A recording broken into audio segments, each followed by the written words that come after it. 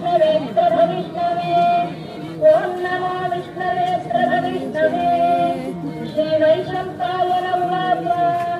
श्रुत्वा ब्रह्माण्डशेषेण पावनानि च सर्वशः युधिष्ठिरश्चान्तनवं पुनरेवाभ्यभाषत युधिष्ठिरमुवाच किमेकं दैवतं लोके किं वाप्येकं परायणम्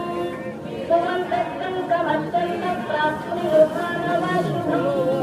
धर्मः भरतः परमो मदः किंशतं मुच्यते जन्तुर्जन्म संसारबन्धनात् श्रीभीष्मो